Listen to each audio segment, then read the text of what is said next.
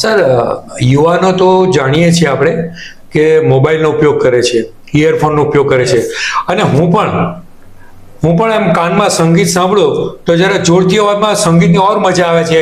પ્રવચનો, સાધુ સંતો સાંભળીએ તો એની બી અસરો પડતી હશે ને? Yes, સાચી વાત છે.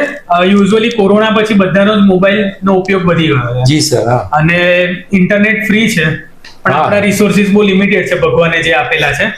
સો સલાહ એ છે કે એક સેફ લેવલ પર અગર તમે વોલ્યુમ રાખો કે જેનાથી કેટલો વોલ્યુમ રાખી શકો. તો યુઝ્યુઅલી એક પ્રેક્ટિકલ એવી વસ્તુ છે કે તમે અગર કાનમાં હેડફોન પહેર્યા હોય એનો વોલ્યુમ એટલો રાખો કે અગર સામેની વ્યક્તિ, બીજી કોઈ વ્યક્તિ અગર કંઈ બોલે તો એ તમને સંભળાય. તમે એકદમ જ વોલ્યુમ હાઈ રાખો જી. કે જેનાથી તમારી શ્રવણ શક્તિને નુકસાન થઈ શકે. હવે એવું નથી કે ખાલી મોટી ઉંમરના લોકોને જ સાંભળવાની તકલીફ થાય છે.